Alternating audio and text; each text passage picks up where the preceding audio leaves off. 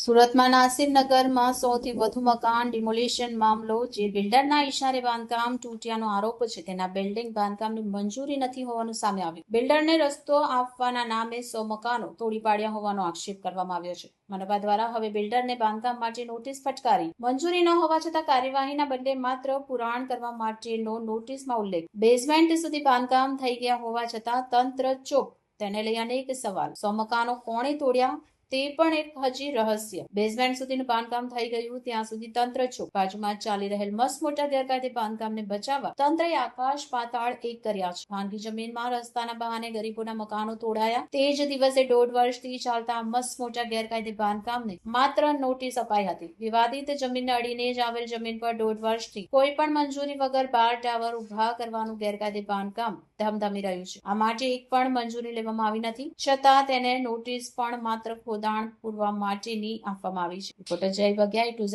News, Surat. આપણા ધ્યાન પર આવી કે 30/5/2026 ના રોજ બાજુના બિલ્ડરના પ્રોજેક્ટને નોટિસ આપવામાં આવી। 30/5 એ દિવસ હતો કે જ્યારે અહીંયા સુરત મહાનગરપાલિકાના સેન્ટ્રલ ઝોન અને સુરત શહેર એસઓજી પોલીસના ડીસીપી રાજદીપસિંહ નકુમે પોતે જનરલ ડાયરની ભૂમિકા ભજવીને કાળો ફેર વર્તાવી અમાનવીય અત્યાચાર કરીને નાસિરનગરના 100 કરતા વધારે પરિવારોને એક જ ઝાટકે બુલડોઝર ફેરવીને ઘર જોવાના કર્યા હતા। તે દિવસે નોટિસ અહીંયા આપવામાં આવી એ જ તારીખની કે ભાઈ તમે તાત્કાલિક ખાડાનું પુરાણ કરો ને તમારા બાંધકામને કોઈ પણ પ્રકારની મંજૂરી નથી। જો કોઈ પણ પ્રકારની મંજૂરી નથી તો આટલો મોટો બાંધકામ કોના ઇશારે થઈ અને બાંધકામ અટકવાની ને બંધ કરવાની વાત પૂરી આજે પણ બાંધકામ ચાલી રહી છે અવિરતપણે।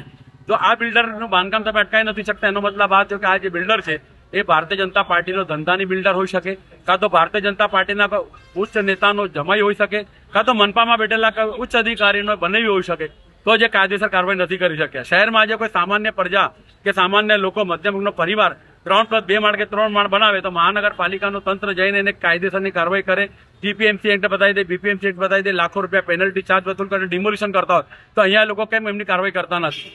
આખરે અધિકારીઓ પ્રજાના નોકર છે, પરંતુ અહીંયા અધિકારીઓ બિલ્ડરના નોકરો એ ભૂમિકામાં દેખાઈ રહ્યા છે, એટલે જ કાર્યવાહી કરતા નથી। આજે મ્યુનિસિપલ કમિશનરને અમે રૂબરૂ મળવાના છે, એમના ધ્યાન પર આ બાબત લાવીશું અને જો મ્યુનિસિપલ કમિશનર પણ કોઈ એક્શન ડાલે તો એનો મતલબ આ થઈ ગયો છે કે એ પણ આ બિલ્ડરના આર્થિક દબાણમાં હશે, એટલે એક્શન કાર્યવાહી કરી શકતા ન હોય।